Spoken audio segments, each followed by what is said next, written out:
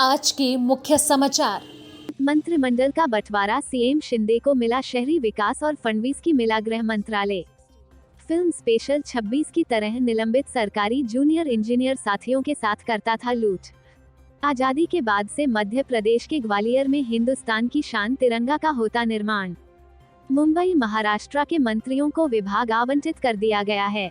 मुख्यमंत्री एकनाथ शिंदे शहरी विकास संभालेंगे। भाजपा के वरिष्ठ नेता और उप मुख्यमंत्री देवेंद्र फडणवीस को गृह और वित्त विभाग की जिम्मेदारी दी गई है। राज्य में नव नियुक्त मंत्रियों को विभाग सौंपे दिए। राज्य मंत्रिमंडल का विस्तार हाल ही में पूरा हुआ था, उसके बाद विभाग का बंटवारा हुआ। इस बीच मुख्यमंत्री एकनाथ शिंदे ने रविवार को राज्य मंत्रिमंडल में नव नियुक्त मंत्रियों के आवंटन की घोषणा की है। खातों के आवंटन के अनुसार मुख्यमंत्री एकनाथ शिंदे के पास सामान्य प्रशासन, शहरी विकास, सूचना और प्रौद्योगिकी, सूचना और जनसंपर्क, लोक निर्माण, सार्वजनिक परियोजना, परिवहन, विपणन, सामाजिक न्याय और विशेष सहायता, राहत और पुनर्वास विभाग हैं। आपदा प्रबंधन, मृदा और जल संरक्षण, पर्यावरण और जलवायु परिवर्तन, अल्पसंख्यक और औकाफ और किसी भी अन्य मंत्री पर गैर आवंटित विभागों की जिम्मेदारी होगी। साथ ही उप मुख्यमंत्री देवेंद्र फडणवीस गृह, वित्त और योजना, कानून और न्याय, जल संसाधन और लाभ क्षेत्र विकास, आवास, ऊर्जा, शाही शिष्टाचार विभाग संभालेंगे। राधाकृष्ण विखे पाटिल राजस्व, पशुपालन और डेयरी विकास। सुधीर मुनगंटीवार वन, सांस्कृतिक मामले और मत्स्य पालन। चंद्रकांत पाटिल उच्च और तकनीकी शिक्षा, कपड़ा और संसदीय कार्य। विजय कुमार गावित आदिवासी विकास। गिरीश महाजन ग्राम विकास और पंचायती राज, चिकित्सा शिक्षा, खेल और युवा कल्याण। गुलाबराव पाटिल जल आपूर्ति और स्वच्छता। दादा भूसे बंदरगाह और खनन। संजय राठौड़ खाद्य एवं औषधि प्रशासन। सुरेश खाड़े श्रम। संदीपन भुमरे रोजगार गांठी योजना और बागवानी। उदय सामंत उद्योग। प्रो तानाजी सावंत लोक स्वास्थ्य और परिवार कल्याण। रविंद्र चौहान लोक निर्माण, सार्वजनिक उद्यमों को छोड़कर खाद्य और नागरिक आपूर्ति और उपभोक्ता रक्षा। अब्दुल सत्तार कृषि। दीपक केसकर स्कूली शिक्षा और मराठी भाषा। अतुल सावे सहयोग, अन्य पिछड़ा और बहुजन कल्याण। शंभुराज देसाई राज्य उत्पाद शुल्क। मंगला प्रभात लोढ़ा पर्यटन, कौशल विकास और उद्यमिता, महिला और बाल विकास। मुख्यमंत्री एकनाथ शिंदे ने मंगलवार को अपने 2 सदस्यीय मंत्रिमंडल का विस्तार किया था। उन्होंने मुख्यमंत्री पद की शपथ लेने के 41 दिनों के बाद 18 मंत्रियों को अपने मंत्रिमंडल में शामिल किया। नए मंत्रियों में 9 शिवसेना के बागी गुट के जबकि 9 भाजपा के हैं। फडणवीस ने चंद्रशेखर बावनकुले को भारतीय जनता पार्टी भाजपा की महाराष्ट्र इकाई का अध्यक्ष नियुक्त होने पर बधाई भी दी। महाराष्ट्र पुलिस बल में 7,000 कांस्टेबलों की भर्ती प्रक्रिया शुरू हो चुकी है। उप मुख्यमंत्री देवेंद्र फडणवीस ने यह जानकारी दी। उन्होंने कहा कि विभागों का आवंटन होने के बाद पुलिस अधिकारियों का नियमित स्थानांतरण किया जाएगा। फडणवीस ने पुलिस भवन में संवाददाताओं से कहा, 7,000 पुलिस कांस्टेबलों की भर्ती प्रक्रिया शुरू हो चुकी है। मुख्यमंत्री एकनाथ शिंदे के साथ बैठक करने के बाद आदेश जारी कर दिए गए हैं। उप मुख्यमंत्री ने नागपुर ग्रामीण पुलिस के साइबर पुलिस थाने का भी उद्घाटन किया। फडणवीस ने कहा कि राज्य सरकार पुलिसकर्मियों को गुणवत्तापूर्ण आवासीय क्वार्टर उपलब्ध कराने पर ध्यान केंद्रित करेगी। उन्होंने कहा, सरकार बनने के तत्काल बाद गुणवत्तापूर्ण पुलिस आवास के बारे में पहली बैठक हुई। मुंबई, सुभाष प्लेस इलाके में निलंबित सरकारी जूनियर इंजीनियर ने कॉल सेंटर में लाखों की लूट की न केवल साजिश रची बल्कि उसके साथियों ने वारदात को अंजाम भी दे दिया। लेकिन स्पेशल स्टाफ पुलिस ने घटना के 72 घंटे के अंदर साजिशकर्ता समेत 7 बदमाशों को गिरफ्तार कर गिरोह का पर्दाफाश कर दिया। गिरफ्तार आरोपितों में नूह नगर परिषद के अध्यक्ष संजय मनोचा भी शामिल है।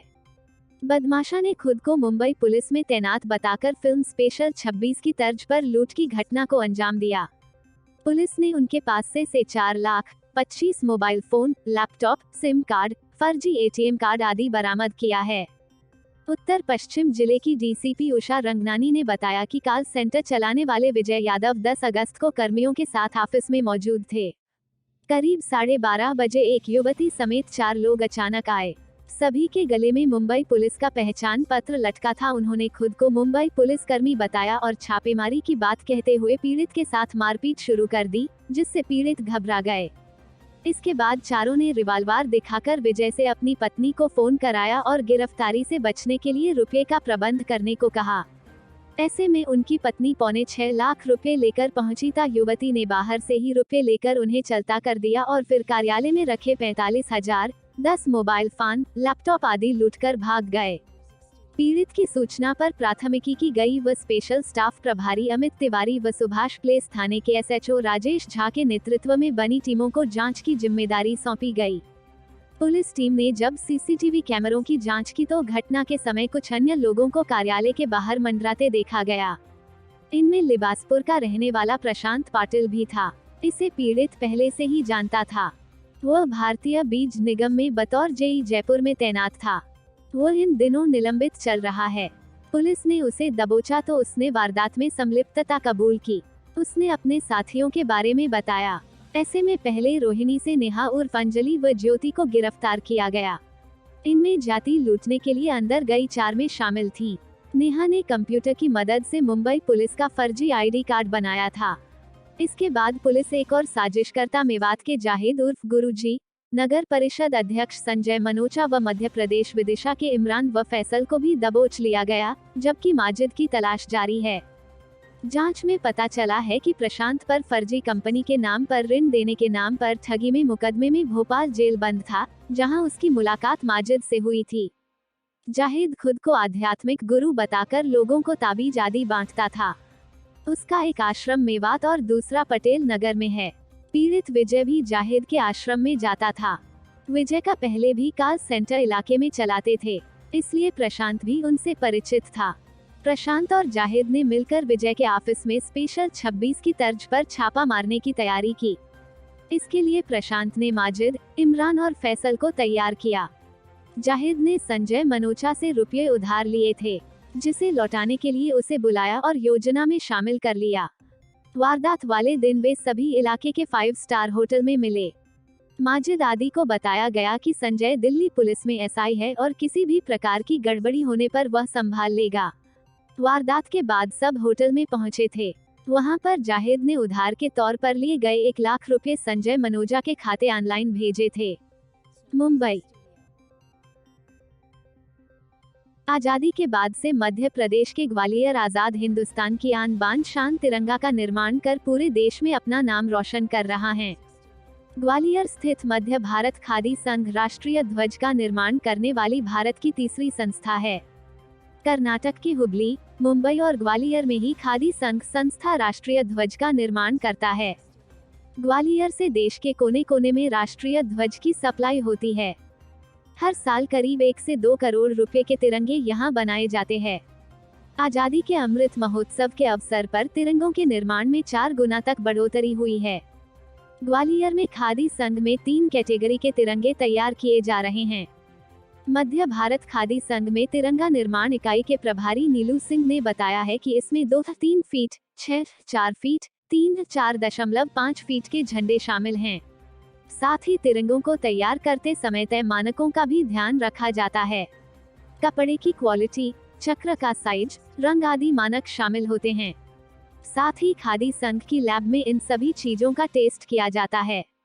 लैब में 12 मानकों को ध्यान में रखकर राष्ट्रीय ध्वज तैयार किया जाता है।